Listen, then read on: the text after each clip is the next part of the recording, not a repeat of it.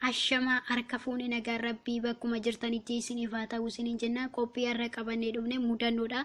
Egaa dhala namaa kan ta'e mudannoo kan dhabe gonkumallee hin jiru jechuudha. Mudannoo gaafa dhageenyu immoo waa irraa barachuuf, waa irraa hubachuuf akkasuma immoo yoo mudannichi immoo dogoggora ta'e waa irraa barannee dogoggora sanirraa deebi'uu qabna kan jedhudha. Obboleettii keenya biyya ishiitirraa ergaa biyya Arabaatti imalte. Naannoo ji'a lamaati jechuudha. Naannoo ji'a lamaati afaan hin beektu.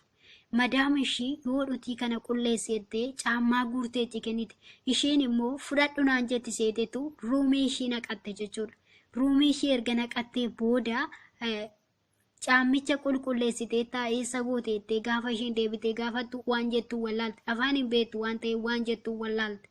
Gaafa kana waan ishiin afaan ishii wallaalte waan gootu dhabde ollaa ishii kan afaan ishii beektu kan biyya ishii taate hin jirti waan ta'eef dhaqxee ishii waamtee intalli sun biyya ishii waan taateef maal siin jette yookas immoo maaltu ta'e jettee gaafa gaafattu caammaa fudhadhu naan jetteetti ruumii koo hin godhadheettee ni itti himte. Niitiinis caammaa bakka gooteen dhabee dhaqiitii bakka ishiin gootee gaafadhu ittiin jettee ergite. Ishiin garuu ruumii ishii keessaa fuutee salphina ishii oolchite jechuudha.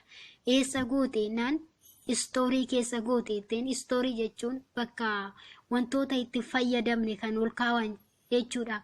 Achi keessa goote achi keessa godhinaan jetti se'ee achi keessa goote jetteen salphina ishii oolchite jechuudha. Hiriyaan jechuun hiriyaan iddoo itti nama rakkina oolchuu fi dhiphina itti nama oolchu iddoo itti rakkina nama oolchu jira jechuudha. Namni biyya ofii hiriyaan jechuudha.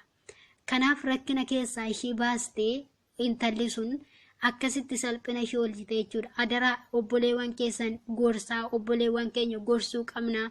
Keessattuu warreen reefuu dhufanii warreen afaan hin beekne warreen otoo afaan hin beeknu wantoota isaan jedhaniin hin beekne wantoota adda addaa keessa bu'u waan ta'eef hanga dubbichi nu galutti waan tokko hojjechuu hin qabnu jechuudha. Isaaniyyuu ikkoo yoo afaan hin beekne ta'e harka isaaniitiin sitti mu'achuudha akka duudaa waan ta'eef yooma rakkoon qabu. Wosiin galle ta'e cubbuun qabu irra deddeebi'ee gaafadhu.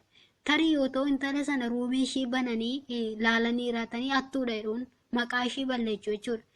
Rakkina hedduutu irra ga'a bakka namni itti mirmatuuf hin jiru jechuudha.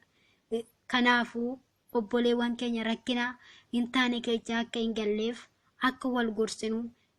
Wantoota hin beekne immoo irra deddeebinee gaafachuu qabna. Hiriyoota keessaniif sheer godhaa adaraa keessan isiniin jenna.